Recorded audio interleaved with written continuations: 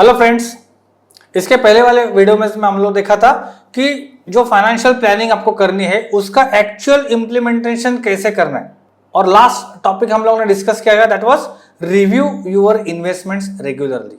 जो आप प्लान करोगे उसके हिसाब से जो आप इन्वेस्टमेंट करोगे उसके रिटर्न्स वैसे आ रहे क्या, हर हफ्ते नहीं, हर महीने नहीं, लेकिन एक साल में एक या दो बार आपको देखने में। इसके लिए रिकमेंड करता हूं मेरे क्लाइंट्स को कि आपके फैमिली में जो नजदीक आपका पर्सन है, आपका अच्छा दोस्त है, आपकी बीवी है, आपकी माँ है या आपका खुद का डेट ऑफ बर्थ याद रखिए, उसके आसपास आपको मतलब रिव्यू लेना है। मतलब हम लोगों ने लास्ट रिव्यू कब लिया था ये बहुत लोगों को समझता नहीं, ध्यान में रहता नहीं।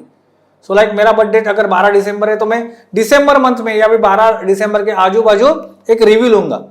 मतलब नेक्स्ट रिव्यू लेने के टाइम मुझे समझेगा कि हाँ दिसंबर में मैंने लिया था। इसलिए इतना सिंपल है, कोई भी आप डेट यूज कर सकते हो। बहुत लोग 15 अगस्त भी करते, 1 जनवरी करते, तो इट इज नथिंग कि यही स्पेसिफिक डेट होनी चाहिए। बहुत लोग सोचते हैं कि जून के बाद करेंगे तो क्वार्टरली रिजल्ट्स आते आते मतलब अप्रैल के रिजल्ट्स आते आते अप्रैल में हो जाता है, मार्च एंडिंग के रिजल्ट्स आते तो जून में करेंगे, या डिविडेंड्स वगैरह सब कॉर्पोरेट एक्शंस भी वहां पे इंक्लूड आते हैं करके, तो वैसे करिए। और एक बार अगर आपने जून में रिव्यू लिया तो नेक्स्ट रिव्यू आपका कम से कम 6 महीने के बाद होना चाहिए, उसके पहले नहीं। सो ये ध्यान में रखिए। यहां तक हम लोग ने लास्ट वीडियो देखा था। आज के वीडियो में हम लोग देखेंगे कि जो इन्वेस्टमेंट आपको करनी है वो कौन से एसेट में करनी है। अभी एसेट मतलब क्या है, तो जहां पे आप इन्वेस्ट कर सकते हो, आपको लगता है कि जहां पे इन्वेस्ट करके पैसा बढ़ेगा, उसको बोलते हैं एसेट्स। तो ऐसे एसेट क्लास कौन से है, तो पहला है फिक्स डिपॉजिट्स या जिसको हम लोग डेट बोलते हैं, तो उसमें डेट म्यूचुअल फंड भी आ गया। नेक्स्ट इज इक्विटी, वो डायरेक्ट इक्विटी मतलब डायरेक्ट स्टॉक्स लेना हो, या फिर इनडायरेक्ट इन्वेस्टिंग मतलब थ्रू म्यूचुअल फंड और पीएमएस पोर्टफोलियो मैनेजमेंट सर्विसेज उसमें से कर रहे हो, या अल्टरनेट इन्वेस्टमेंट फंड ऑप्शंस आते उसमें कर रहे हो, वो बात है। तीसरा आता है गोल्ड मतलब प्रेशियस मेटल हम लोग जिसको बोलते हैं। चौथा आता है प्रॉपर्टी, जहां पे अभी आजकल आपको प्रॉपर्टी एक्चुअली प्रॉपर्टी लेने की जरूरत नहीं है, तो कुछ ऐसे अल्टरनेट फंड्स भी मार्केट में है जिसको रियल एस्टेट के लिए उसका फंड्स यूज होता है, मतलब एक्चुअल रियल एस्टेट में वो इन्वेस्ट करते हैं, तो वो टॉपिक पे मैं बाद में आऊंगा। तो इस तरीके से जहां पे आपकी इन्वेस्टमेंट हो सकती है उसको हम लोग बोलते हैं इन्वेस्टमेंट एसेट क्लास। तो चलिए आज के वीडियो में जान लेते हैं कि कौन सा एसेट क्लास ज्यादा रिटर्न देगा और कौन सा ज्यादा सेफ रहेगा। So let's start. So this is the comparison जो 1 अप्रैल 1979 के दिन पे बनाया है। बनाया मतलब उस दिन पे बनाया नहीं है, उस दिन के जो वैल्यूज है उसको आज 46 इयर्स के बाद कंपेयर हम लोग कर रहे। तो 46 इयर्स में लगातार किसने कितना रिटर्न दिया, कौन से एसेट क्लास में आपका इन्वेस्टमेंट ज्यादा बढ़ गया, वो हम लोग एक जस्ट जनरल चेकअप करेंगे। क्योंकि बहुत लोग बोलते हैं गोल्ड ने बहुत अच्छा रिटर्न दिया, बहुत लोग बोलते हैं यार रियल एस्टेट में अच्छा पैसा बनाए। Let's see. So FD rate उस टाइम का था 9%, एक साल का एफडी का, जो 10.5% 5 साल के लिए था। बाद में रेट ऑफ इंटरेस्ट 13% तक गया था। तो वो सब एवरेज बाद में नेक्स्ट स्लाइड में मैंने कंसिडर किया है। तो एफडी का रेट ध्यान में रखिए 9% से 10.5% का था। एक साल के लिए 9% था, 5 साल का एफडी का रेट 10.5% था 1979 में। नेक्स्ट गोल्ड, 24 कैरेट गोल्ड मतलब प्योर गोल्ड जो आता है, 24 कैरेट हम लोग जिसको बोलते हैं, 999 प्योरिटी के साथ आता है, स्विस एरे करके उसका ये आता है हॉलमार्क। तो उसका जो गोल्ड का प्राइस था that time it was 937 for 10 grams, मतलब एक तोला जो बोलते हैं उसके लिए 937 रुपए मात्र था, जो आज लगभग 95,000 1 लाख रुपए के आसपास है।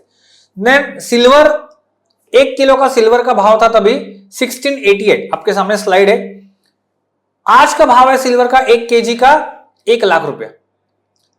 1000 स्क्वायर फीट का फ्लैट 1979 में 1,82,000 में पुणे में मिलता था। मेरे आजू बाजू की सोसाइटी में ये फ्लैट मिलता था 1000 स्क्वायर फीट, और 1000 square feet it was around built up और कारपेट, तभी ज्यादा फर्क नहीं होता था क्योंकि सुपर बिल्टअप और ये आजकल का बिल्टअप जो कंसीडर करते वैसा तभी नहीं था। सिर्फ दीवार एक जो चौड़ाई होती थी उतनी ही डिडक्ट होती थी। तो अगर 1000 स्क्वायर फीट अगर हम लोग बिल्टअप बोलते तो 940 935 स्क्वायर फीट कारपेट आता था। तो 935 square feet carpet 2 BHK flat Pune में मिलता था 1,82,000 में, 1979 की बात है, ठीक है, जिसका आज का प्राइस हो गया लगभग रीसेल वैल्यू उसका 46 इयर्स पुराना फ्लैट आज हो गया 1.5 CR। और 1979 में सेंसेक्स वाज 100 और आज है 80,000, ठीक है। तो किसने कितना रिटर्न दिया हम लोग देख लेंगे। सो 1 लाख इन्वेस्टमेंट अगर आपने 1979 में की रहती, स्लाइड आपके सामने है, आप देख सकते हो, तो आपको आज कितना पैसा रिटर्न्स में बनता था।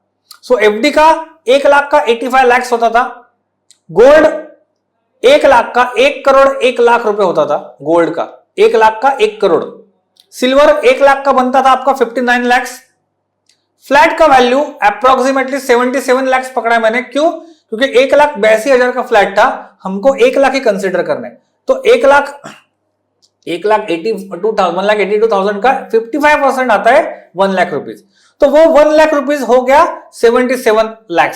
अगर 1.4 का CR करोड़ का वैल्यूएशन पकड़ेंगे तो उसका 55%, दैट इज अराउंड 77 लाख। तो 1 लाख का इन्वेस्टमेंट रियल एस्टेट में आपका बन गया 77 लाख, और सेंसेक्स का 1 लाख का इन्वेस्टमेंट आज के तारीख में हो गया 8 करोड़। कितना? 8 crore. Now you will have to decide which investment asset या investment class give you maximum returns. और लास्ट लाइन आप लास्ट पॉइंट पढ़िए, उसमें क्या लिखा है, that is purchasing power of ₹1 lakh in 1979 comes to 7267। मतलब वो जमाने का 1 लाख में जितना आप चीजें खरीद सकते थे 1979 में 1 लाख में, वो चीजें खरीदने के लिए आज आपको सिर्फ 7,267 उसका वैल्यू आएगा। मतलब इसका उल्टा हम लोग पकड़ेंगे, 6% से इन्फ्लेशन पकड़ के मैंने, मतलब हर साल 6% इन्फ्लेशन बढ़ गया तो फ्लिप साइड उसका उल्टा कंसिडर ऐसा करेंगे कि अगर आपके पास 1 लाख रुपया है 1 लाख में, तो मतलब 1 लाख में जो चीजें आप खरीद सकते थे वो आज चीजें खरीदने के लिए आपको 13,76,000 रुपए लगेंगे। 13,76,000 मतलब इतना इन्फ्लेशन 13-13.5 गुना हो गया है पिछले 46 इयर्स में। तो इसके ऊपर से हम लोग क्या समझते हैं? So this is the table, आप गौर करना, और एक लिंक भी दी है, आप वहां पे स्कैन करके उसको देख सकते हैं कि आपको रिटर्न ऑन इन्वेस्टमेंट कैलकुलेटर आपके पास ओपन हो जाएगा। एसेट क्लास लिखे वहां पे, मैंने एसेट क्लास लिखे FD, gold, silver, flat, Sensex और इन्फ्लेशन। तो 1979 में एफडी 1 लाख रुपए की करते थे तो 85 लाख रुपीज उसका बनता था। सेम जो हम लोगों ने पिछले स्लाइड में डिस्कस किया वही है। प्रॉफिट्स कितना बना है, प्रॉफिट्स इन परसेंटेज कितना है, सो मैक्सिमम परसेंटेज है सेंसेक्स का, दैट इज 79,900%, 80,000% से आपका पैसा बढ़ा है। और अगर उसमें से इन्फ्लेशन का 13,76,000 निकाल दिया तो कितना रिटर्न एनुअलाइज बनाएगा हमका, तो this is annualise return percentage. FD ने आपको लगातार एवरेज 10% से ये दिया, क्योंकि बहुत साल 10, 12, 13% का एफडी का रेट था, और उसके बाद अभी पिछले कुछ 8-10 साल में इंटरेस्ट रेट कम आ गए, तो एवरेज 10% से निकल रहा है। मतलब अभी का 6, 7, 8 और पहले वाला 12, 13, 14, तो एवरेज कुछ 10% आ रहा है एनुअलाइज रिटर्न। सिर्फ गोल्ड ने जो रिटर्न दिया, आप बोलते गोल्ड में बहुत पैसा बना है, तो 10% से गोल्ड का रिटर्न है। 46 ईयर लगातार हर साल गोल्ड में पैसा डाला रहता था, हर साल 10% से आपका पैसा ग्रो होता था, इन्वेस्टमेंट बढ़ती थी। वही सिल्वर में 9% रिटर्न आया है, फ्लैट में, रियल एस्टेट में 10% और सेंसेक्स में आया है 15.64%। और इन्फ्लेशन पिछले 46 ईयर्स का एवरेज आ रहा है 5.87। तो आप डिसाइड कीजिए सबसे ज्यादा कंसिस्टेंट रिटर्न्स किसने दिया है, दैट इज इक्विटी। सेंसेक्स एक बेंचमार्क इंडेक्स हम लोग ने कंसिडर किया। पर स्टॉक की बात करेंगे आने वाले वीडियोस में, स्लाइड में, तो आपका दिमाग काम नहीं करेगा, ठीक है। तो आते हैं हम लोग नेक्स्ट स्लाइड पे ऊपर। So what we understood, conclusion क्या है, with ROI of 15.64% how your investments could grow. मतलब अगर आपकी इन्वेस्टमेंट आज के तारीख में आप सेंसेक्स में, मतलब इक्विटी में, स्टॉक्स में कर रहे हो, और सिर्फ हम लोग 15% से आपकी इन्वेस्टमेंट हर साल ग्रो होगी, और वो कंपाउंडिंग का हम लोग इफेक्ट कंसिडर करेंगे, तो 1 लाख का अमाउंट आपका 5 साल में 2 लाख हो सकता है। जो पिछले वीडियोस में हम लोगों ने डिस्कस किया था कि आपका पहला अगर लाइफ का गोल कार लेना है और उसके लिए आपको 2 लाख रुपए जुटाने, आपके हाथ में 1 लाख रुपए है, तो 5 साल के अंदर वो 2 लाख बन सकता है अगर कंसिस्टेंटली आपको 15% के ऊपर हर साल रिटर्न मिला तो। ठीक है, सो 15% से 1 लाख का 2 लाख 5 साल में होगा, 1 लाख का 10 साल में बनेगा 4,27,000 और 20 साल में बनेगा 18,28,000। 1 लाख का 30 साल में, मतलब बच्चों की शादी के लिए आप प्लान करें, पिछले वीडियोस में आप जाके देखिए, ये सब हम लोगों ने पॉइंट्स डिस्कस किए कि आपके गोल्स क्या क्या रह सकते। तो 30 साल में यही आपका 1 लाख, सिर्फ एक बार 1 लाख इन्वेस्ट किया तो 78 लाख रुपए बनेगा 30 साल में। और अगर 40 साल आपके रिटायरमेंट को, आपको 40 साल है, 40 साल if you are at age of 20-21, आपका खुद का पैसा 1 लाख रुपए नहीं रहेगा, लेकिन आपके पास से गिफ्ट से आया है, आपका पिगी बैंक में पैसा अच्छा बना है, या you can borrow from your parents कि मुझे इन्वेस्टमेंट करनी है 1 लाख रुपए की, कोई भी देगा। तो 1 लाख अगर आप आज इन्वेस्टमेंट कर पाते हो तो ये बनेगा आपके रिटायरमेंट में 3.34 करोड़। कैसे, क्या, कैसे हो सकता है ये नेक्स्ट वीडियो में हम लोग जान लेंगे।